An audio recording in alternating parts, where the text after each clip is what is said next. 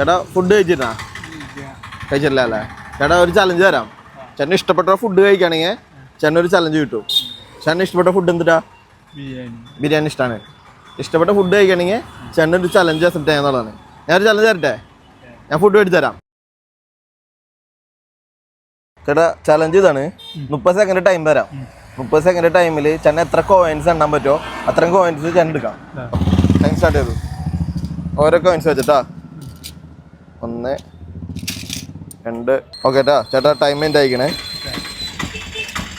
Time end ആയിട്ടാ. Okay അല്ലേ? ഇപ്പം എത്ര കോയിൻസ് എണ്ണി നോക്കി? 10 കോയിൻസ് എണ്ണി. 10 കോയിൻസ് ഇപ്പം എത്ര രൂപ? 100 രൂപ അല്ലേ? കറക്റ്റ് അല്ലേ? ചേട്ടൻ കണക്ക് കാര്യങ്ങളൊക്കെ അറിയാം. എന്താ ചേട്ടൻ്റെ പേര് എങ്ങനെയാ? സോജൻ. കയ്യിൽ എത്ര ലോട്ടറി ഉണ്ട്?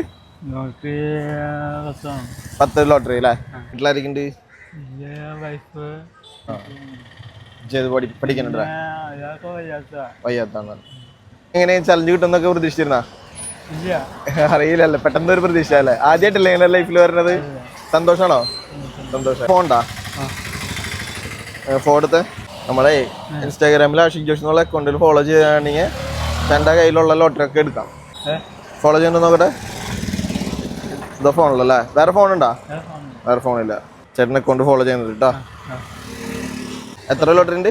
10 ലോട്ടറി അല്ലേ? ആ ലോട്ടറി ഞാൻ എടുക്കാം. 10 × 50 500.